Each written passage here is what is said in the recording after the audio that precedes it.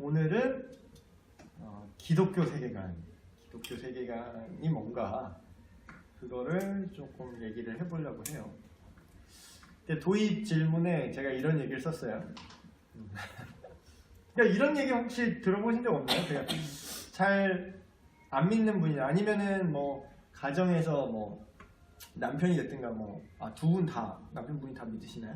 아니요. 그러면은 저희 아버지가 오랫동안 안 믿으셨거든요. 그런데 이제 돌아가시기 한 몇 년 전에 다행히도 이제 그때 믿으셨는데, 그래서 그런 가정에 보면은 그러니까 저희 어머니 얘기를 하면 어머니가 교회 이렇게 열심히 나가잖아요.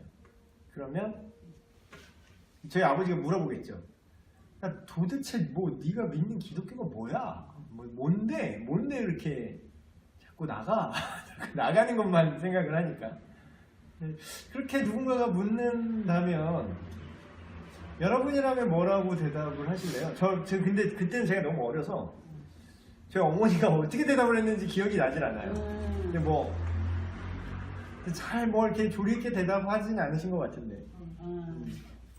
근데 뭐 지식적으로 막 학문적으로 막 이게 뭐 기독교 변증을 그럼 내 남편한테 해라 뭐 이런 게 아니라 적어도 내 언어로 내 표현으로 이 기독교는 이런 거기 때문에 내가 이렇기 때문에 지금 교회를 나가 뭐 이 정도를 얘기를 그러니까 직접적으로 못하더라도 내가 내 스스로라도 그 답이 있어야 된다는 거죠. 근데 이거는 제가 그냥 지어낸 말이 아니라 성경의 그 사도 베드로가 그런 말을 해요. 너의 마음 속에 있는 그 어떤 소망의 이유를 묻는 사람들에게 네가 대답할 것을 항상 준비해라 이런 말을 해요. 근데 그게 이제 쉽게 얘기하면 말이 그렇게 성경으로 얘기하면 말이 되게 어렵잖아요. 그러니까 소망의 이유를 묻는 자에게 대답할 것을 준비해라. 그러면 이제 잘 안 와닿고 이게 뭔 뜻인지 잘 안 느껴지는데 그걸 쉽게 말하면 이런 거죠. 네가 믿는 기독교는 뭐야? 라고 누가 물을 때, 너 교회 왜 가니? 이렇게 물어볼 때, 더 뭐 여러 가지 상황은 다를 수 있어요. 좀 디테일하게는 다 다를 수 있는데. 너 뭐 예수가 왜 좋아? 막 이러는데 뭐 뭐 여러 가지 접근이 있겠죠. 저는 자신 있게 얘기할 수 있는 거는 구원이라고 얘기하고 구원. 네네네. 구원을 주기 때문이야. 이렇게. 그럼 좀 뭐 변하고 뭐 상황에 따라 뭐 내가 또 심취해 있는 거나 또 기도를 좀 이렇게 들리겠는데 지금 같은 경우는 지금 사실 이렇게 이제 교육부 처음 맡고 뭐를 하고 이렇게 새해 또 같은 것도 있고서 구원에 관한 이거에서 지금 꽂혀져 있지 않나.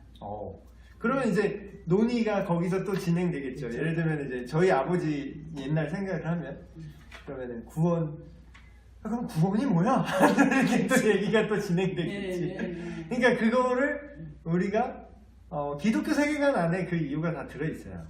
근데 지금 뭐 세계관이라는 축으로 이걸 얘기해서 뭐 뭔가 되게 성경과 다른 뭐 특이한 교회에서 일반적으로 설교 시간에 들었던 얘기가 아니기 때문에 뭔가 무슨 특이한 얘기를 하시나 이렇게 느낄 수도 있는데 사실 그 설교의 내용이 세계관 안에서 얘기가 되는 거예요. 그렇죠. 그래서 용어만 다른 거지 동일한 얘기를 하는 건데 이제 설교의 언어로 얘기를 하면은 사람들이 종교의 그 언어로 받아들여서 귀를 닫더라고요. 그래서 약간 인문학적으로 그걸 조금 바꿔서 얘기하면 그게 세계관이다 이런 얘기를 저번 시간에 이제 얘기를 한 거고. 한번 생각을 해볼게요. 기독교는 뭐야? 그래서 말씀하신 게 여기 살짝 나왔죠? 근데 그 뭐냐면 창조와 타락과 구속이란 말인데 사실 우리나라에 되게 익숙하지 않아요. 구속이란 말을 얘기하면은 저 일반 쪽에 있는 분들, 그러니까 믿음이랑 상관없는 분들, 교회랑 좀 상관없는 분들은 뭐 박근혜 구속됐다고 뭐 이렇게 그거를 그 의미로 감옥 가는 의미를 보통 많이 받아들여서 근데 이걸 풀어서 얘기하면 좀 그래서 풀어서 얘기할 필요가 있어요. 특히나 이제 이런 믿음의 기초가 없는 분들한테는 이게 정확히 말하면 구속이 뭐냐면 어떤 대가를 지불하여 어떤 안 좋은 상태에 있던 것을 이렇게 속량한다는 거죠. 대가를 지불해서 그 안 좋은 상태로부터 벗어나게 해주는 거. 근데 영어로 하면 리뎀션이라고 하는데 되게 생소한 단어예요. 그러니까 신학적인 상황에서만 쓰는 단어예요. 근데 미국 사회 같은 경우에는 워낙 그 기독교 문화 전반에 흐르고 있기 때문에 뭐 리뎀션 이러면은 이제 그걸 이제 일반 얘기할 때도 잘 이해하는데 우리나라는 이제 너 구속받아야 돼 그러면 내가 무슨 뭘 잘못했다고 내가 구속돼야 돼요 이렇게 생각을 하시니까. 근데 이제 큰 축은 이 세 개인데 이것도 잘 모르겠다 그러시면 우리가 주일 예배 때마다 매번 이제 같이 이제 읽는 게 있죠. 그 사도신경이라고. 사도신경 성경책 맨 앞에 있나요? 좋은 성경책은 앞뒤에 막 주기도문과 사도신경과 십계명이. 그러니까 뭐 오늘 이 사도신경 주회를 할 수는 없고, 네. 근데 쉽게 얘기하면 이런 거죠. 우리가 네 어서 오세요. 좋습니다. 개인 레슨 할 뻔했는데 그룹 레슨으로 바뀌고 있어요. 그래서 네가 믿는 기독교가 뭐야? 라고 얘기할 때 지금 이제 우리가 어떤 대답을 주는 게 목적이 아니라 교환적이습니다. 사과도 드시면서 하고 지금 단계에서는 이제 우리가 다른 사람한테 대답을 주기 위한 게 목적이라기보다는 내가 도대체 기독교란 뭔가라는 생각을 정리하는 쪽으로 포커스를 맞추는 거죠. 그래서 사도신경을 우리가 다 주의할 수는 없지만 사도신경이 담고 있는 그 신앙 고백들 그 안에 이게 창조, 타락, 구속이라는 개념이 여기 들어있어요. 그래서 이게 교파를 초월한 기독교의 기본 진리라고 해야 되나? 좀 간단하게 이해를 돕기 위해서 뭐 한 가지 예를 들면 사도신경의 내용에 동의하지 어느 한 축이라도 동의하지 않아. 예를 들어서 뭐 죄를 사해 주시는 것을 나는 동의하지 않습니다. 그러면 그건 더 이상 기독교가 아니에요. 뭐 천지를 하나님이 만드셨다는 걸 내가 믿을 수 없어요. 그건 진화예요. 외부 세계 개입이에요. 외계인, 우리가 알지 못하는 외계 지적 존재가 지었어요. 뭐 그렇게 생각하는 순간 기독교가 아닌 거예요. 그래서 기독교 세계관의 기본 아웃라인을 잡아주는 사도신경. 심지어는 이거 갖다가 뭐 침례교 배경 사람들은 이제 약간 정치적 이유로 장로교 가 이제 사도신경을 왜 예배 때 외우냐, 그거는 약간 너무 교조적이다, 뭐 그냥 너무 그러니까 바리새적이다. 근데 그런 침례교조차도 우리가 사도신경의 내용을 부정하지 않는다. 본인도 이제 사도신경의 내용에 대해서는 동의해. 그러니까 교단이 달라도 교파가 달라도 기독교인 거죠. 그래서 이게 초월하는 기독교 신앙의 아웃라인이 이렇게 있는데 정말 기독교 세계관이 그럼 뭔가 좀 깊이 있게 얘기를 해볼게요. 1번에 제가 이렇게 썼어요. 삶의 체계로서, 라이프 시스템이라고 얘기하는데 삶의 체계로서 기독교 세계관. 여러분, 우리가 인정하든 인정하지 않든 시스템에 있는 거 아니에요? 그러니까 컴퓨터로 말하면 OS 같은 거, 오퍼레이션 시스템이라고 하죠. OS. 오퍼레이션 시스템이 없으면 컴퓨터가 구동을 할 수가 없어요. 그 시스템 안에서 한글 파일도 열고 그 시스템 안에서 PPT도 보고 그 시스템 안에서 인터넷도 보는 거죠. 그러니까 근데 이와 같이 우리 인간들도요, 삶의 어떤 시스템이 있어요. 체계. 그러니까 내가 그게 있는지조차 인식하지 못할지라도 그게 없는 사람은 없어요. 그게 엉망인 사람은 있을지언정 그 자체가 없는 사람은 없어요. 근데 기독교 세계관은 이런 삶의 체계라는 거죠. 이해를 돕기 위해서 제가 예를 들었는데. 자, 그럼 우리가 사도신경 얘기를 했어요. 그러면 전능한 사천지를 만드신 하나님 아버지를 내가 믿는데, 근데 이게 여기서 딱 멈추잖아요. 그러면 그냥 죽은 교리가 돼요. 그러니까 말 그대로 독트린만 있는 거예요. 독트린만 있는데 그게 나랑 상관이 없는 거예요. 예를 들면 이런 거예요. 그냥 하나님이 창조하셨어. 그게 성경에 비판하는 그 뜨뜻미지근한 믿음이 이런 거죠. 알아요. 알아요. 안다고요. 그러니까 마치 이런 말 안 듣는 자식 같은 느낌이랄까? 아빠가 이렇게 얘기를 하는데 알아요. 이러는 거야. 자식 있는 부모한테 나 지금 약간 짜증이 확 올라오죠. 네가 이 사실을 아는 거야. 진짜로 네 삶에 받아들여서 네가 그대로 순종을 할 수 있는 거는 다른 문제라는 거지.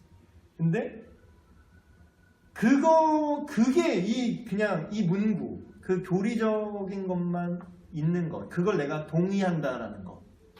그래, 그런 게 있어. 그래, 나 내일도 주일 예배 때 그냥 외웠어. 같이 이렇게 얘기했어. 나 외웠어. 사도신경 외웠어. 사도신경 못 외우는 사람 없잖아요. 기독교 가정에서 자란 친구들 빼고. 근데 사도신경을 외우는 지금 우리나라 기독교 인구 대비 그걸 누가 조사는 안 했지만 사도신경을 외우는 사람 대비 기독교 삶의 라이프 시스템이 그 성경적인 가치관으로 살아내는 사람이 몇이나 있을까요?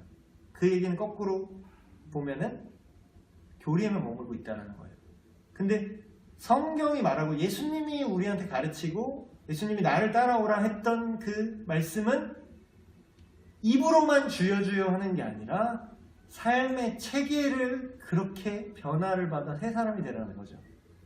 그래서 여기서 나아가면 이런 거예요. 사도신경을 예로 들었는데 전능하사 천지를 만드신 하나님 아버지를 내가 믿는다고 말했어요. 지금 사도신경을 외우면서 그러면 이렇게 삶의 시스템으로 들어가면 이렇게 생각이 여기까지 가야 되는 거예요. 천지를 만드신 하나님의 자녀가 된 나는 그러면 어떻게 살아야 되나? 우리가 이제 창세기부터 가고 있죠? 비슷한 공과에서 이걸 다룰 수도 있으실 텐데. 또 나아가서 고난을 받으시고 빌라도에게 고난을 받아서 십자가에 못 박혀 죽으시고 여기 나오죠? 십자가에 달려 죽으신 예수님은 도대체 왜 죽으셨으며? 죽었다는 건 계속 말해 매주. 근데 왜 죽었으며 그분의 죽음이 나와 어떤 상관이 있는가? 그래서 그게 내 삶의 체계에 과연 어떤 영향을 미치는가? 이게 기독교 세계관의 어떤 삶의 체계라는 거죠. 그래서 교회 활동 따로, 삶 따로 라고 이렇게 얘기하는데 이건 제가 전문가입니다. 이건 제가 이제 프로페셔널이라고 자부해요. 제가 이걸 아주 잘 두 개를 같이 이렇게 이중적으로 살아왔던 과거가 있는 저기 때문에 그래서 저는 뭐 다른 영상에서 많이 얘기했지만 저는 이렇게 드라마틱하게 막 이렇게 변화를 받아서 예수님 만나서 뜨겁게 믿는 사람들이 나는 너무 부러웠어요. 근데 왜 그러냐면 나는 이렇게 종교생활 따로하고 교회 활동 잘하다가 삶에서 저는 이게 삶의 체계가 안 됐었어요. 제 학창 시절 때는 5살 때부터 이게 그러니까 그럴 수도 있는데 안 그럴 수도 있어요. 근데 저는 그랬어요. 근데 이게 슬픈 거예요. 그러니까 이게 보편적이고 당연하다는 얘기를 하고 싶은 게 아니라 이게 되게 안타까운 상황이라는 거죠. 근데 제가 그래봐서 너무 잘 알아. 제가 너무 그래봐서 원래 이제 나쁜 짓 해본 놈들이 나중에 회개하면은 그 방법을 알잖아요. 해킹 좀 해본 애가 나중에 방어도 하잖아요. 근데 그런 것처럼 그래서 한때는 제가 하나님 나도 좀 드라마틱하게 이렇게 화끈하게 만나주시지 나는 이렇게 뜨뜻미진하게 이렇게 못된 신앙까지는 아니고 제가 5살 때 교회 갔으니까 저희 어머니가 회심을 좀 늦게 하셔서 그래서 그거 되게 안타까웠는데 지금 거꾸로 생각을 해보면 그랬기 때문에 그게 잘 보여요. 얘가 지금 종교생활 하는구나. 얘가 지금 삶이랑 이게 연결이 안 됐구나. 얘는 그냥 교리만 생각하는구나. 내가 해본 놈이 다 보이잖아. 해본 놈은 다 보여요. 그게 다 모르는 줄 아는데 그때 자기는 다 모르는 줄 알아. 근데 이제 그걸 거쳐간 사람들은 그게 보이는 거죠. 그래서 이런 부분에 있어서 제가 되게 잘 가르쳐 줄 수 있어요. 처음부터 잘하는 사람은 못 가르치잖아요. 근데 그거를 못했다가 이렇게 연습해서 하는 사람은 그 과정을 알기 때문에 그래서 이 얘기를 한번 해볼게요. 교회 활동 따로, 삶 따로. 이런 생각을 갖는 사람들의 특징이 있어요. 그게 뭐냐면, 그냥 마음의 안정이야. 종교는 그냥 마음의 안정이야. 근데 실제로 마음의 안정을 줘요. 근데 실제로. 그러니까 믿음이 없어도 뭔가 이렇게 복음과 뭐 예수님과 인격적인 관계, 막 거듭남 이런 게 없어도요.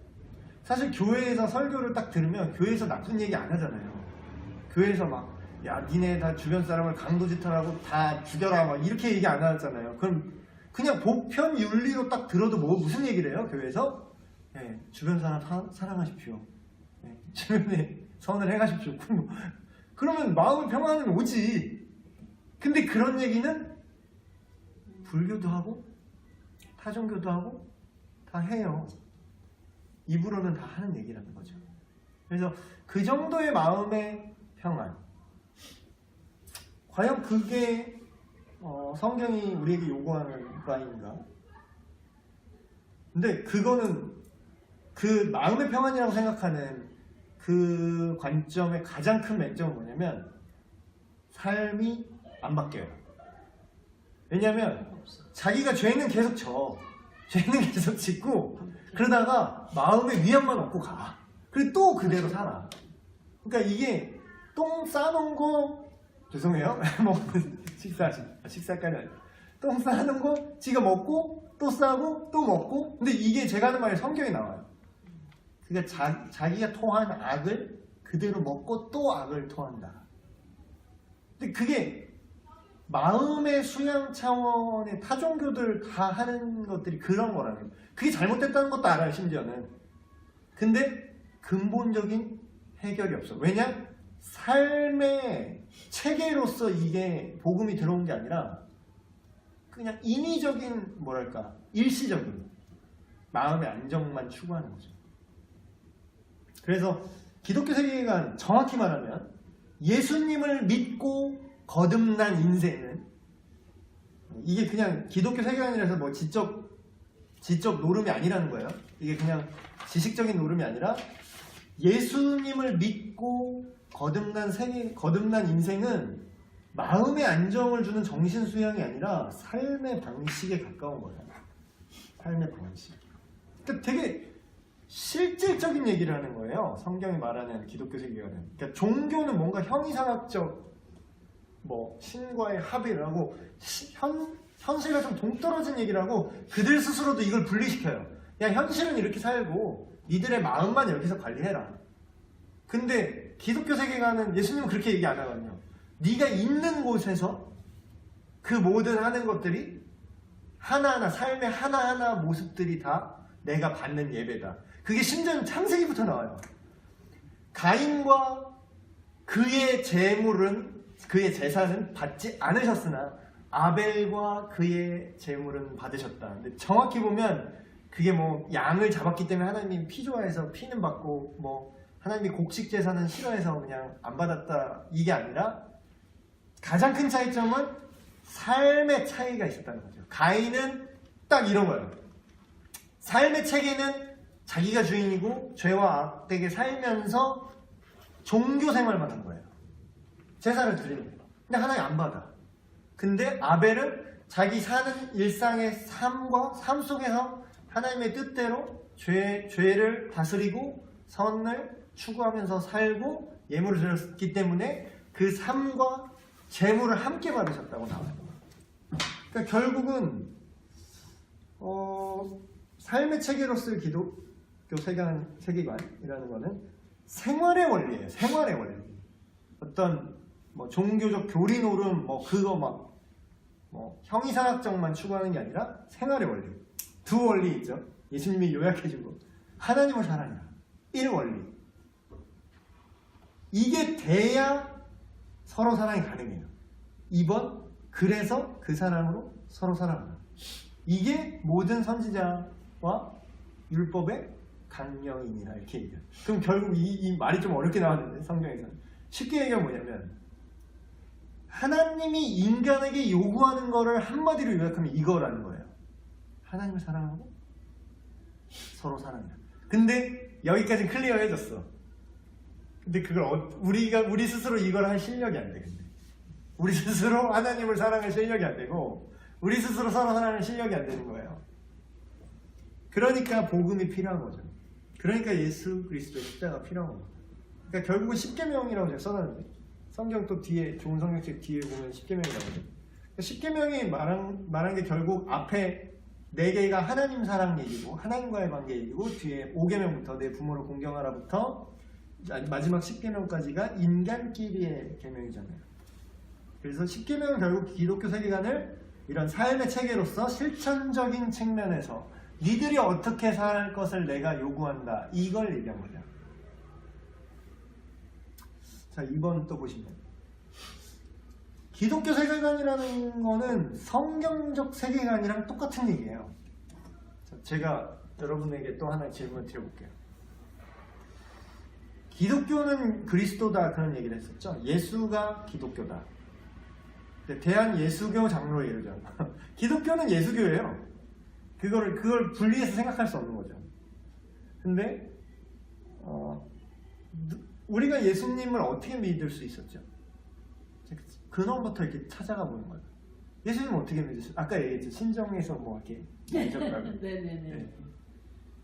각자 이렇게 생각이 있잖아요. 맨 처음에는 내가 교회 갔고 막 이러고 내가 뭐 열심히 다녔고 막 교회를 가셨다. 네.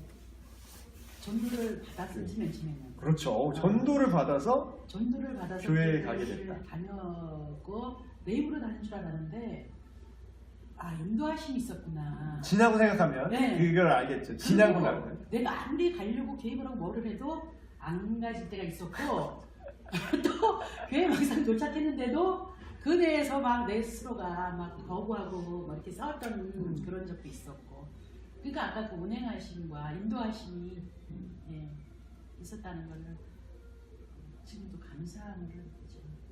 그래서 각자 이렇게 경험을 이제 각자 생각을 해보시면 그럴 거예요.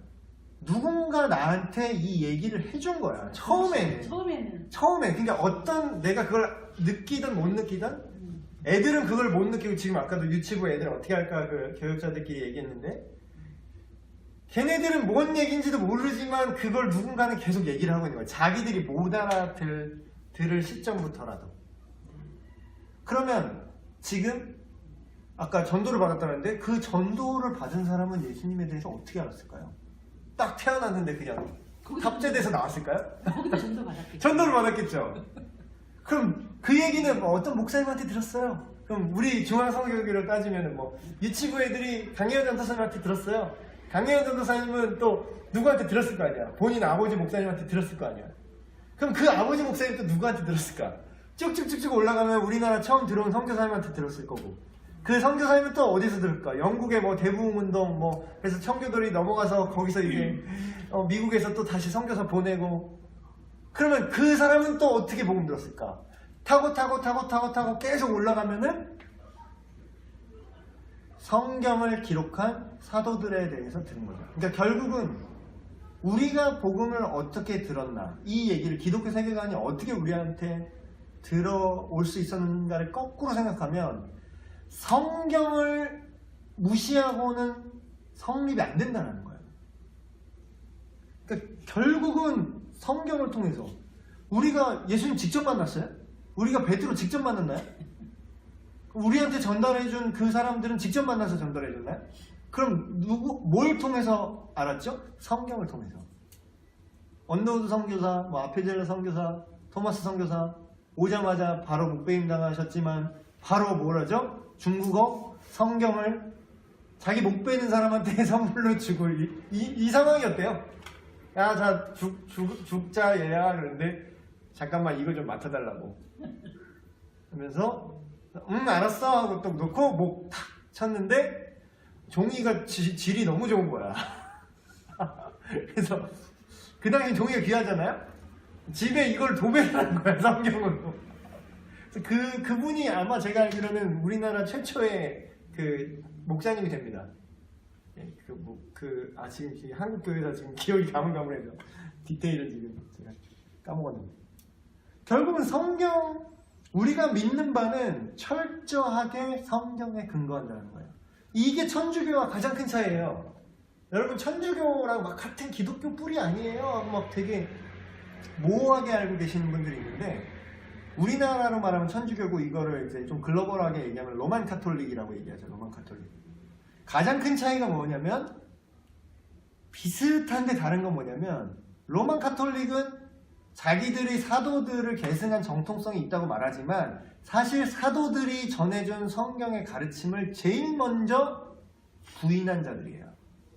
그들이 덩치가 크고 그들이 조직이 커지고 그들이 어떤 권력과 금권이 있기 때문에 그들이 막 정당하다고 그들이 자기 스스로 원뿔이라고 주장하지만 사실 중세에도 사도의 가르침대로 성경대로 믿는 사람이 없었느냐? 있었어요. 뭐 위그노라고 뭐 프랑스 쪽에 뭐 다 학살당했죠. 로만 가톨릭한테. 그러니까 사실 누가 막 그런 얘기를 천주교인이 와갖고 좀 대도 않는 소리 막 이렇게 하면 이렇게 대답을 해주세요. 보통 이렇게 얘기해요. 야 니네 우리에서 갈라진 애들이잖아. 이렇게 얘기해요. 천주교인은. 니네가 우리 아류잖아. 우리가 본류잖아. 근데 막 되게 통 큰 척해. 그러면서 뭐 그렇지만 우리가 아량으로 니네들도 받아줄게. 그냥 우리 다시 연합하자. 이래요. 근데 그게 아니라 우리가 본류야. 우리가 본류라고. 예수 그리스도의 가르침이 본류 아니에요? 근데 그 가르침대로 성경대로 기록하고 그거대로 믿는 사람들이 본류지. 그러면 로만 카톨릭이 오히려 본류가 아닌 거예요. 덩치가 크다고 본류라고 생각하는데 그게 아닌 거지. 그래서 기독교를 세상에서 없애버리는 방법이 있어요. 이거 좋은 거 가르쳐 주는데 제가 좋은 거 하나 알려드릴게요. 목사가 돼가지고 기독교를 세상에서 없애버리는 방법 알려준다 그러는데 성경이 거짓이라는 명확한 근거를 가져와서 증명을 완벽하게 하면 기독교는 이 세상에서 박멸됩니다. 이건 확신해요. 기독교를 없애려면 성경을 없애야 돼요. 역사적으로 이 시도가 있었을까요? 없었을까요? 있었죠. 지금도 계속 시도 중이고요. 수도 없이 시도하고 있지만 그 리스트로벨이라는 그 학자 기자자 뭐 이렇게 연구하는 분이었는데 그 책이 나왔어요. 그 리스트로벨이라는 분의 예수는 역사다라는 책이 있는데 그거를 기반으로 그 스토리를 기반으로 해서 영화까지 나왔어요. 작년인가 최근에 나왔는데 근데 그 스토리가 뭐냐면 이 사람이 기독교를 너무 싫은 거야. 왜 신이 자꾸 우리 인생에 끼어드냐. 아주 그냥 지극히 창세기에 말하는 그 인간의 타락의 그 본성을 지극히 드러내고 있죠. 왜 자꾸 하나님이 왜 신이라는 존재가 우리 인간에게 자꾸 이렇게 얽매냐. 인간의 자유를 왜 규제하냐. 내가 이 모든 인간을, 이 무지한 인간들, 종교에 빠진 이 무지한 인간들을 내가 구원하기 위해서 기독교를 이 세상에서 밀어버려야겠다. 이렇게 생각을 했대, 이 사람이. 그래서 근데 이 사람이 똑똑한 사람이야. 그래서 그 방법을 정확하게 알고 있었어. 잘 이렇게 연구를 해보니까 얘네들이 마음에 안 들어서 연구를 해보니까 얘네는 다 성경 갖고 얘기해. 몸 근거가 다 성경이야. 그러니까 얘네를 조지려면 성경이 구라라는 걸 증명하면 그냥 한 번에 조질 수 있겠구나. 그래서 그날부터 이 사람이 성경을 연구합니다. 기독교 안티인데 성경을 연구해요. 그래서 이게 진짜 역사적 사료를 막 찾아가면서 이게 거짓말인 이유를 찾기 위해서 이 사람이 이거를 막 더듬어서 계속 연구를 하는데 근데 이 사람이 그래도 정직한 사람이었어. 그러니까 자기는 그걸 정확히 믿고 있었어. 이게 거짓이라고 자기는 철석까지 믿고 있었기 때문에 정직하게 이걸 파면 이게 구라라는 증거가 나올 줄 알았던 거야. 근데 정직하게 계속 파다 보니까 파다 보니까 이상하네. 맞는 말이에요. 이상하네. 이게 거짓이란 증거가 더 없어지는 거예요. 연구하면 할수록. 그래서 나중에 이거를 기독교를 없애버리려고 이거를 파다가 예수님을 만나버렸어. 이 사람이. 이 실화예요. 그 사람이 자기가 간증 그렇게 한 거예요. 그래서 결국은 기독교 세계관은 성경적 세계관인데 우리가 나아가야 될 건 이런 거죠. 성경을 보기만 하는가. 성경 우리 엄청 많이 읽으세요 다들. 목사보다 더 많이 읽어. 그래서 제가 막 되게 민망한데 읽는 양으로 따지면 이제 엄청나게 애들 읽으세요. 근데 성경을 보기만 하는가 아니면 성경을 통해서 어떤 이슈들을 보는가. 이게 삶의 시스템으로서의 기독교 세계관인 거죠. 성경 지식을 아는 것 물론 중요합니다. 성경 암송은 정말로 강력한 힘을 발휘해요. 정말로. 제가 암송을 부정하는 게 아니에요. 성경을 지식적으로 외우고 그걸 인풋하는 거 자체가 무가치하다는 게 아니라 그건 정말 강력한데 문제는 그것만으로는 충분하지 않다는 거예요. 그거를 내 생활에 적용하기까지 와야 된다는 거죠. 그래서 보통 사람들은 이 세상, 우리가 사는 세상을 그냥 일반적으로 자신의 어떤 눈과 의식만으로 이걸 보려고 해요. 왜냐하면 그게 본능이니까. 또 우리가 그냥 세속 교육기관에서 공교육에서 받았던 그 모든 교육의 프레임이 다 거기에 맞춰져 있어요. 그냥 일반론. 근데 요새는 그 일반론 자체도 타락하고 있어요. 오히려 일반적이지도 않고 그냥 악하게. 근데 우리 자신을 신뢰하지 말라는 거예요. 우리가 보는 프레임을 신뢰하면 안 된다는 거예요. 왜냐? 인간의 마음이 죄로 어두워졌기 때문에. 여러분 오늘 얘기할 건 아니었는데 제가 최근에 너무 이렇게 다시 한번 깨달은 말씀이 있어요. 제가 목사지만 다시 한번 이렇게 이게 이런 뜻이었구나라고 새롭게 깨달은 말씀이 있는데 그게 뭐냐면 예수님이 그런 말씀을 하시죠. 나를 따르려거든 자기를 부인하고 자기 십자가를 지고 나를 따를지니라 이렇게 말씀하세요. 그러니까 예수님을 따라간다라는 것과 천국에 간다는 구원받는 거는 다른 뜻이 아니에요. 일단 어떤 사람은 또 제자도를 이렇게 딱 잘라서 보면 이건 제자도고 구원은 별개야. 그 제자도와 구원을 막 나눠요. 근데 그게 그거는 진짜 잘못된 건데. 근데 제가 말씀드리고 싶은 거는 그 얘기가 아니라 그 얘기예요. 제가 자기를 부인한다라는 거는 약간 나 자신을 뭔가 괴롭힌다? 약간 수행한다? 약간 이런 이미지가 있었어요. 물론 100% 그렇게 이해하고 있지는 않았지만 자기를 부인한다는 게 도대체 뭔가? 자기를 부인하고. 근데 제가 최근에 다시금 더 깊게 깨달은 이 말씀의 의미는 뭐냐면 여러분 자기를 부인한다라는 건요 내 판단을 신뢰하지 않는다라는 것과 동의어예요. 예를 들어서 어떤 목회자나 사역자가 어떤 스캔들에 빠졌어. 어떤 성적 추문에 빠졌어요. 근데 보통 사람들은 어떻게 얘기하냐면 야, 쟤 악해. 야, 그래. 우리 교회에서 쟤를 배제해야 돼. 물론 맞아요. 1차원적으로 맞는 얘기예요. 근데 내가 그렇게 될 수 있다는 생각은 안 해. 근데 자기를 부인한다는 건 뭐냐? 내 프레임이 완전하지 않다라는 걸. 내 안경이 완전하지 않고 날마다 이걸 신뢰할 수 없구나. 이걸 신뢰할 수 없어. 그러니까 이거는 못 믿어요. 나는 주님의 그 프레임을 계속 나한테 씌워주세요. 내가 그거를 따라가고 싶습니다. 그게 자기 부인인 거예요. 내가 그런 어떤 사회적 이슈가 터졌을 때 비판만 하고 내가 그 자리에 절대 오지 않을 것처럼 생각하는 사람들. 자기 부인이 덜 된 거죠. 나를 믿지 않는 거예요, 사실. 자기 부인이란. 근데 이제 창조, 타락, 구속이라는 이 기독교적인 세계관을 보는 이 세 가지 이슈는 이 세 가지 주제는 마치 삼중의 렌즈와 같아서 이것을 통해서 세계를 보게 해요. 이걸 결론적으로 말하면 이걸 통해서 세계를 봐야 되는데 문제는 전 시간에도 말씀드렸듯이 다양한 세계관이 존재한다라는 거예요. 근데 그게 위험한 거예요. 그러니까 이 생각을 못해. 보통 많은 사람들이. 이런 얘기들 많이 하세요. 사상의 자유가 있다. 사상의 자유가 있고 자기 생각을 말할 수 있는 자유가 존재한다. 맞아요. 자기 생각을 자유롭게 말하고 나눌 수 있는 환경 중요하죠. 그리고 그게 성경적인 거예요. 왜 성경적이냐면 하나님이 싫어요. 나는 하나님이 싫어요. 나는 하나님 떠날 거예요. 라고 선택하고 말할 수 있는 자유조차 누가 주셨다고요? 그냥 하나님이 주신 거예요.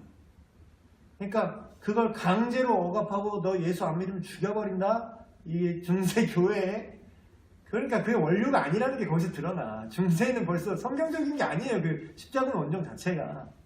그냥 정치 파워 게임이었던 거예요, 결국은. 그것 때문에 지금까지 중동 지역에 복음이 전달이 잘 안 되는데. 왜냐면 예수의 이름으로 목을 베어버렸거든. 예수의 이름으로 너의 어린이 부녀자들을 사육하고 이랬거든. 그러니까 지금도 전도가 안 되지. 서방 세계가 뭐 중동에 뭐 예수 얘기하면 아주 경기를 일으킵니다. 그래서 십자가도 그것도 아예 기호를 안 써요. 그쪽 지역에는 그 적십자도 십자가를 안 써요. 적십자조차. 그게 구호단체인데도 그걸 볼 때마다 이가 갈리는 거야, 걔네들은. 근데 그걸 정통 기독교가 한 게 아니라 이상한 비성경적인 로마 카톨릭이 자행한 것들이죠. 그래서 여러 가지 세계관들이 있는데 뭔 얘기하다 이랬어? 그렇죠. 다양성. 근데 문제는 뭐냐면 이 다양한 게 좋다고 이 다양한 담론을 인정하고 얘기하자 라는 게 초점이 안 맞는다라는 거예요. 문제는 초점이 안 맞아. 라이프 시스템이 충돌합니다. 자 보세요. 자 인권 막 이렇게 얘기하죠. 지금 사람들이 인권 얘기하면서 동성애자 인권 뭐 소수 여러분한테 한번 다시 질문해 볼게요.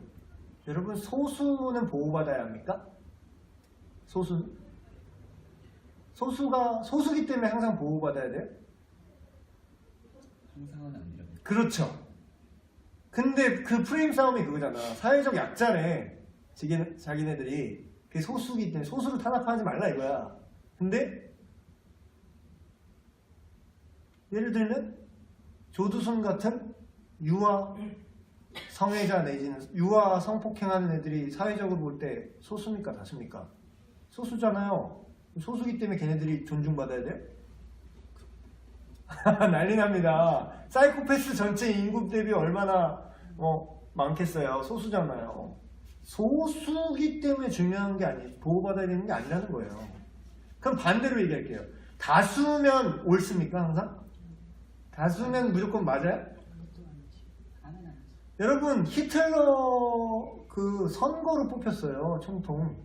독일 그 나치당이 독재로 밀어버리고 내가 한 게 아니라 그 선동을 해서 국민들이 뽑았어요. 절대적인 지지를 받았어요. 그 지금은 역사의 후대 평가는 히틀러는 거의 악마잖아 지금. 유럽에서 히틀러식 이거 인사하면 막 돌 맞아요. 근데 다수가 그를 밀었다고요.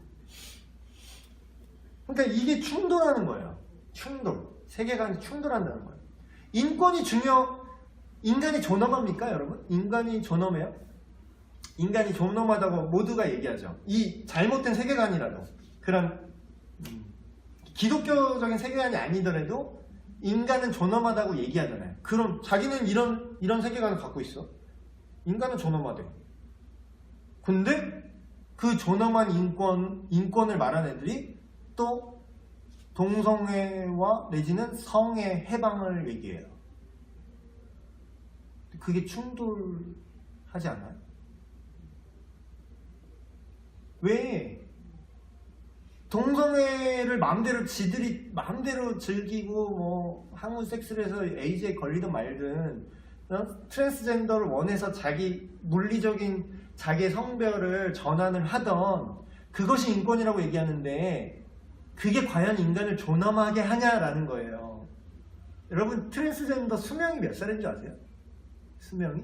물리적으로 그 성을 전환하고 인공적으로 그 다른 성별의 호르몬을 맞은 그 사람의 수명이 몇 살인지 아세요?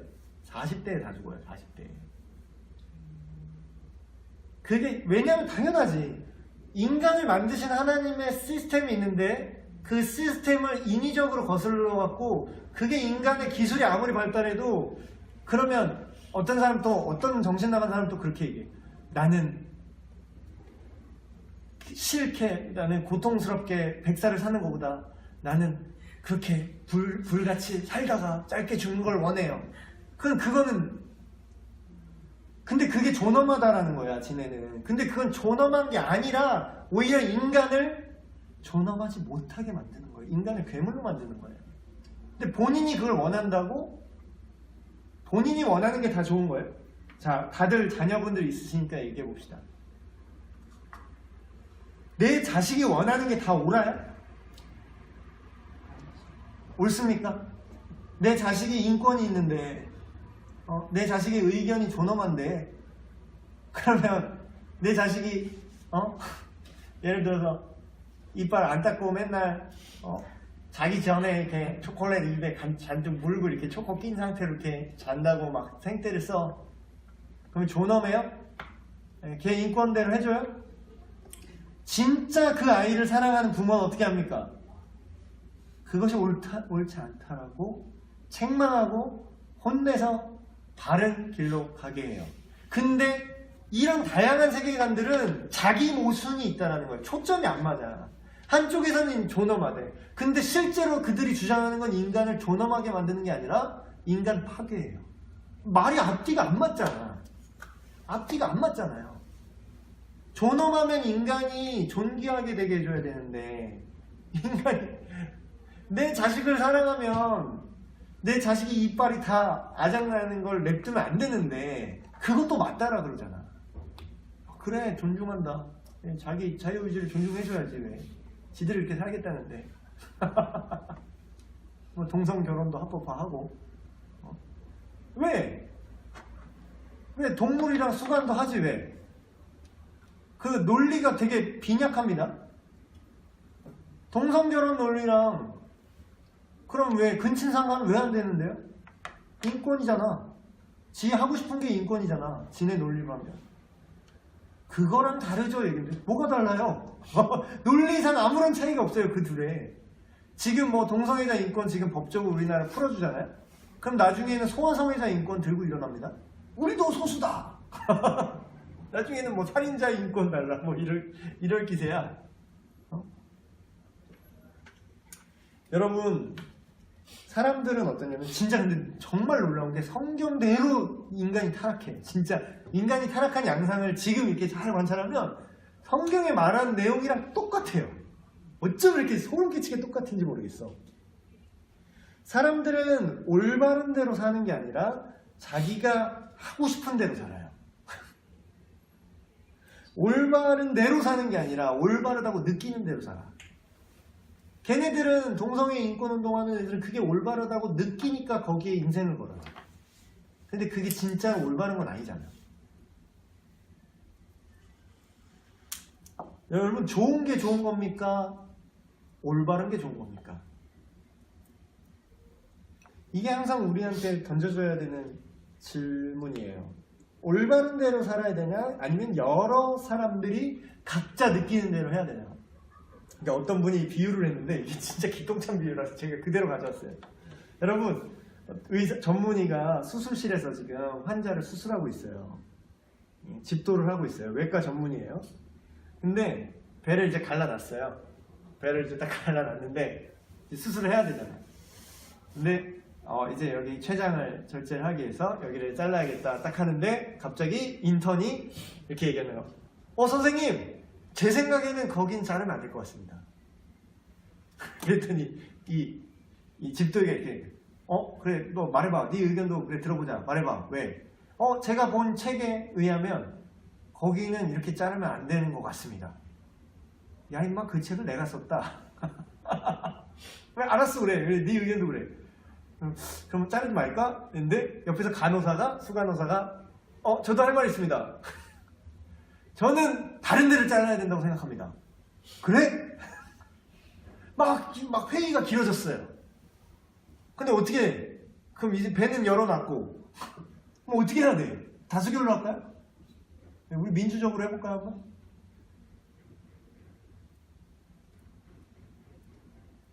여러분, 너도 맞고 나도 맞을 수 있는 그런 영역이 따로 있고요. 절대적인 문제가 있어요. 절대적인 문제. 인생의 방향이라는 어떤 절대적인 문제에 있어서 이런 생각을 하는 건 너무 큰 위험을 갖는다는 거예요. 민주적으로 할까? 왜? 그 원전이 그거였잖아. 딱 이 논리였잖아. 전문가들은 그거 폐기하면 너무 아까운 거고 사회적 비용과 막 계속 얘기했는데 위원회 구성은 뭐예요? 그 일반인. 일반인들 다 그냥 뭐 가정주부, 뭐 교사, 뭐 대의민주주의가 어쩌고. 그게 맞는 거예요. 이런 얘기를 이 세계관들 결국 이런 생각을 하고 주장을 하는 건 그 세계관의 충돌이라는 거예요. 그런 분한테 수술 받고 싶어요? 그런 분한테 수술 받고 싶어요? 여기 제가 얘기했던 그 얘기를 그 젠더 메인스트리밍이라고 요새 성적 지향성, 뭐 사회적 성 그래가지고 우리는 보통 성평등하면은 이런 거 생각하잖아요. 남성과 여성이 어떤 군림하지 않고 평등하게 서로 상호 보완적으로 살아가면서 살자 이런 걸 기본적으로 정상인은 이걸 생각하는데 얘네들이 얘기하는 지금 우리나라나 뭐 다른 이미 타락한 국가들 유럽 막 미쳐 돌아가는 그런 유럽의 국가들은 성평등을 하면 이걸 얘기해요. 성적 지향성의 어떤 자유. 그래서 뭐 내가 몸은 남자인데 내 마인드는 여자예요. 날 존중해 주세요. 난 여자 화장실에 가고 싶어요. 이렇게 되는 거야. 근데 이들이 이 다양한 세계관들이 말하는 궁극적인 뭐냐면 포스트 모더니즘이랑 똑같아요. 절대적인 건 없다라는 거예요. 모든 거부하는 것을 거부한다 이거예요. 근데 그게 소름 끼치도록 성경이 말하는 선악과 사건이랑 일치해요. 하나님이 주인이라는 걸 나는 인정 못하겠어요 이거야. 모든 권위를 해체하자. 근데 그 결과 뭐예요? 죄악의 창궐. 그러니까 이게 다양한 세계관들이 결국은 이런 위험성을 갖고 있는 거예요. 여러분 다 자녀도 있습니다. 자녀가 어디를 찾아왔어요.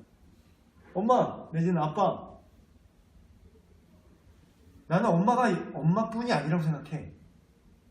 나는 우리 아빠가 아빠만이 아니라고 생각해. 어떻게 절대적으로 아빠만이 내 아빠일 수 있는 거지? 그러면 여러분은 어떤 생각이 들까요? 네가 미쳤구나 하면서 이제 밥이나 먹고 정신 차려라 이러겠지. 태연이는 이러고 나오네. 중학교 때 자기 아빠 또 있거나 엄마가 또 있을 수 있어.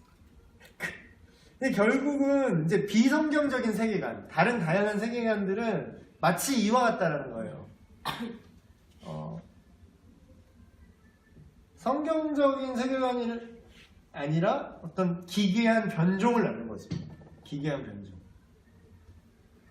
그래서 결론을 제가 말씀드리면 지금 뭐 세계관 교육 시간이라서 자 기독교 세계관은 이렇습니다 라고 제가 얘기하는 게 아니라 기독교 세계관 자체는 여러 세계관들 중에서 선택할 수 있는 하나의 옵션이 아니라 우리가 반드시 가져야만 하는 단 하나의 세계관이라는 거예요.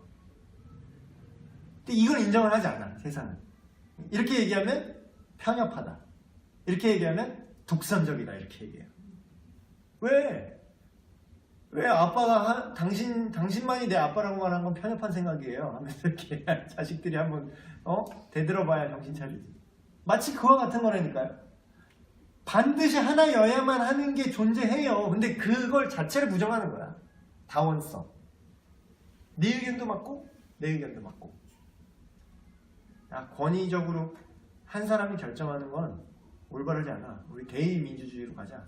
대의민주주의는 실행이 불가능합니다. 이렇게 산으로 가요. 그래서 간접민주주의를 택하는 건데 지금 뭐 정치 얘기하는 건 아니고. 결국 근데 그게 뭐냐, 어떤 권위를 가진 전문가, 그러니까 권위를 가진 그 한 사람의 의견이 아무것도 모르는 대다수의 다수가, 아까 다수라고 옳은 게 아니라고 제가 말씀드렸죠. 그거를 권한을 갖고 통제하고 이끌어갈 부분도 분명히 존재해요. 근데 성경은 그걸 그 권위를 갖고 힘과 모든 권세와 파워, authority of power, 그러니까 권위와 권력이라는 건 권위랑 좀 달라요. 권력은 권위를 실질적으로 실행시킬 수 있는 힘이에요. 근데 권위는 authority는 그걸 할 수 있는 정당성을 말하죠. 그게 어디 있냐? 하나님에서 출발했다. 모든 권위와 모든 권력은 하나님에서 출발했고 하나님이 우리한테 양도해 주실 때만 우리가 갖는 거지. 우리가 하나님 좀 빠지세요. 내 마음대로 할게요. 한 결과들이 이런 것들이래요. 지금 유럽 교회 싹 다 죽었습니다. 유럽에 지금 뭐 동성 결혼? 거긴 뭐 수관도 합법화래 이제. 나는 걔랑 그 핀란드가 우리가 그렇게 좋아하는 민주적인 그 나라, 복지가 잘 돼 있는 그 나라, 뭐 핀란드인가 어디 거기는 걔랑 결혼한대요. 걔랑. 걔랑도 결혼해. 왜냐면 인권이 중요하니까. 내가 그걸 원하니까. 그래서 기독교 세계관이라는 것은 성경적인 세계관이다. 그리고 어떤 지식적이고 교리적인 거에 머무는 것이 아니라 삶의 방식이 되어야 된다. 그리고 다양한 세계관들은 관점이 서로 충돌하고 자기 모순에 빠지지만 기독교 세계관은 원래 이 세계를 지으신 분이 이 마인드를 갖고 세계를 지으셨기 때문에 이 세상 속의 삶의 방식으로서도 완벽한 일관성을 갖는다. 그러니까 사실 성경대로 하면 이 세상에 문제가 없어요. 성경대로 하면 남자가 여자를 탄압하지 않아요. 그리스도께서 교회를 위해 자기 목숨까지 내어놓고 사랑하신 것처럼 남자는 자기 아내를 사랑해라. 아내는 모든 교회가 그리스도께 순종하는 것처럼 남편에게 순종해라. 서로 사랑하는 거예요. 이게 서로 사랑을 누가 위에 다스리고 누가 내 말 들어만 확 물 한 잔 떠와라 이런 거 아니라니까요. 그리고 뭐 여초사회 뭐 이런 것도 아니에요. 서로 상호 보완. 이게 누가 누구를 군림하고 지배하는 게 아니라 그냥 다른 거예요. 다른 거죠. 남자가 애를 낳을 수 있어요? 생명을 탄생시킬 수 있어요? 그러니까 기능이 다른 거예요. 기능이 다른 거를 기능적으로 평등하게 만들려는 게 이게 옳은 게 아니라는 거죠.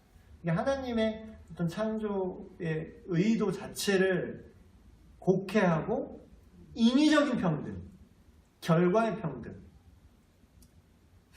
그런 걸 추구하니까 왜 나중에는 다 성별 다 똑같이 그냥 튜닝 해버리지 뭐. 남자는 다 떼버리고 여자는 다 뭐 달아야 되나? 아니 똑같이 다 평등하게 다 떼. 그게 평등이에요? 아니에요. 기독교 세계관은 우리가 반드시 가져야만 하는 통합적인 단 하나의 세계관이다. 또 이렇게 얘기하면 저 반대쪽에서는 또 그렇게 얘기해요. 왜 자꾸 이렇게 세뇌를 합니까? 세뇌. 자, 아까 제가 전도사님들한테 똑같은 질문을 했는데 여러분한테도 마지막으로 이 질문을 던져드릴게요. 제가 여러분을 세뇌하는 게 아니라는 걸 지금 설명을 해야 되니까. 여러분 세뇌와 그러니까 어린 시절부터 예를 들면 어린 시절부터 올바른 세계관 교육을 잘 받은 것과 어린 시절부터 세뇌를 받은 거예요. 예를 들면 저 북한에 있는 주체사상을 어린 시절부터 우리 수경님 하면서 어린 시절부터 주입당하잖아요. 근데 어릴 때부터 어떤 생각을 교육한다는 거는 똑같아. 세뇌나 바른 세계관을 교육하는 거랑 차이가 뭘까요? 세뇌와 바른 세계관 교육의 차이.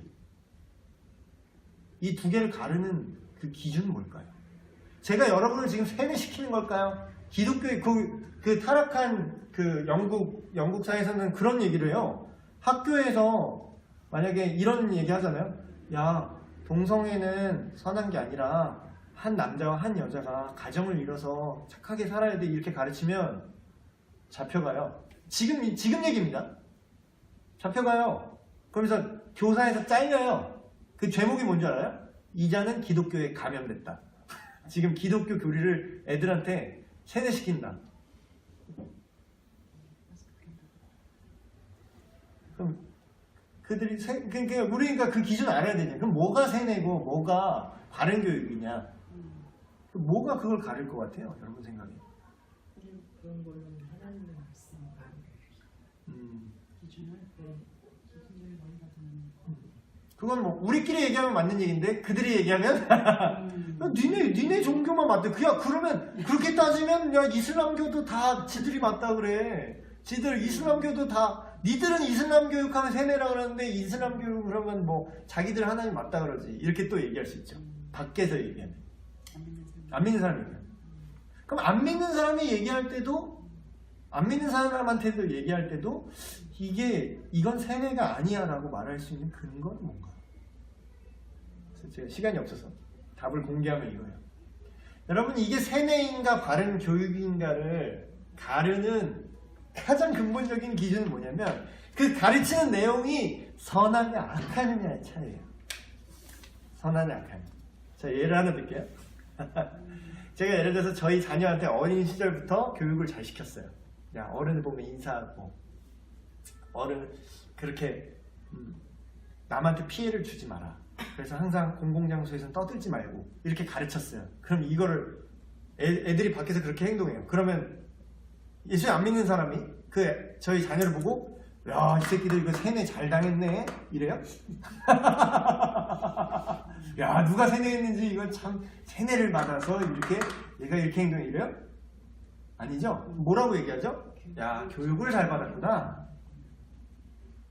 근데 우리가 주체사상을 예를 들어서 지금 그런 북한의 애들한테 막 우리는 수령님을 위해서 살아야 됩니다. 수령님이 진리입니다. 고조? 이렇게 얘기하면 우리가 걔네들을 뭐라고 얘기하죠? 얘는 세뇌당했구나. 왜 그런 거예요? 그게 올바른 얘기가 아닌데, 그게 사실이 아닌데, 수령님은 솔방울로 수류탄을 만드십니다. 그게 사실이 아니잖아. 근데 그거를 거짓과 악한 것과 그게 옳지 않은 건데 그걸 주입당하면 그걸 세뇌라 그래요. 그럼 제가 여러분한테 지금 주입하려고 하는 그들의 논리를 제가 이렇게 가르치는 기독교 세계관이 세뇌가 아닌 이유는 이게 악한 게 아니기 때문이에요.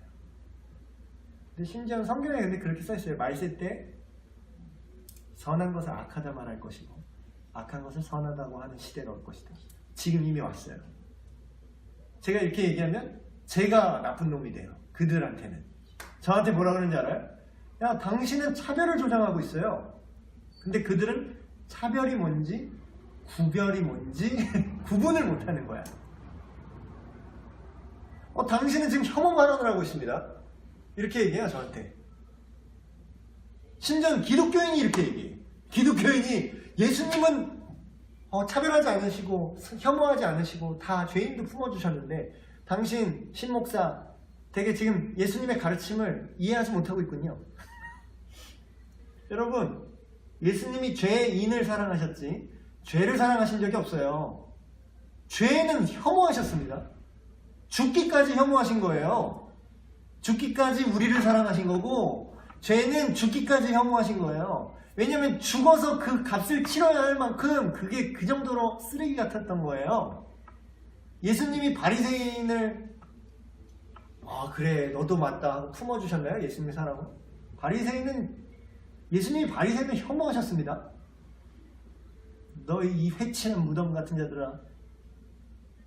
그럼 예수님이 혐오 발언하셨는데?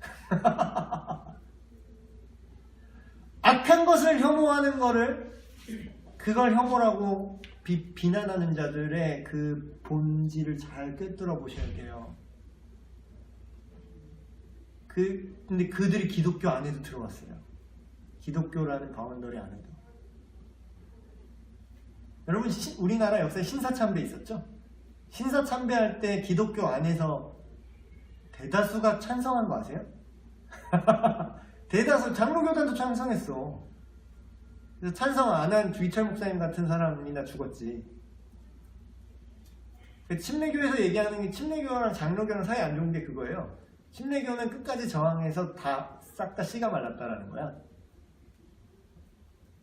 그래서 교회 건물 다 뺏기고. 근데 장로교는 그때 신사참배는 우상 숭배가 아닙니다 해갖고 살아남았기 때문에 건물도 안 뺏기고 교세도 유지했어. 그러니까 나중에 재건되니까 누가 속도가 빨라요. 이 얘기하면 이제 장로교 이제 되게 싫어하는데, 근데 이게 한국교회 역사예요. 아는 분은 다 아세요. 그래서 장로교 그 쪽에서 이제 깊게 이제 공부하신 분들은 되게 미안해하셔. 그래서 근데 대다수가 그렇게 생각할 수 있다는 거예요. 심지어는 우리 교회 현대의 신사참배는 거기서 올 겁니다. 정말로 성경대로 믿는 자와 자기들이 생각하는 예수를 믿는 자의 대결 구도가 될 거예요. 근데 지금 보면 대세가 글로 넘어가려고 막 그래. 지금 보면 나중에 신목사 이런 얘기하면 막 되게 핍박당하고 이럴 것 같아요. 그래서 여러분 좀 기독교 세계관으로 잘 무장하셨으면 좋겠어요. 또 너무 떠들어서 시간이 넘었는데 여기 기도하고 마치겠습니다. 하나님 아버지, 이 세상은 다양한 주장이 존재한다고 말하고 그 모든 것들이 각자가 다 옳다라고 얘기하지만 그들 스스로도 모순에 빠지는 이 죄악된 상태를 보게 됩니다. 주님의 말씀에 기록된 대로 하나님의 어떠하심과 하나님이 우리에게 요구하시는 그 모든 세계관들이 이 모든 혼란 속에서도 중심을 잡게 하고 또 하나님의 사람으로서 더욱더 강건해지고 실질적인 이 세계를 살아가는 것에 있어서도 덕을 세우며 모든 공의를 세우는 것을 보게 됩니다. 하나님, 우리가 여러 세계관 중에 우리가 단지 교회랑 친하기 때문에 내가 어릴 때부터 교회 다녔기 때문에 내가 기독교인으로 태어났기 때문에 갖고 있는 그런 세계관이 아니라 이 세상을 만드신 하나님, 단 하나의 세계, 단 하나의 세상을 만드신 하나님, 그 하나님이 우리에게 보여주시는 단 하나의 절대적인 진리로서의 기독교 세계관을 우리가 믿게 하시고 따르게 하시고 그것으로 이 세상을 변화시키는 주님의 교사들 되게 하여 주시옵소서. 감사드립니다. 우리 주 예수 그리스도의 이름으로 기도하옵나이다. 아멘. 감사합니다.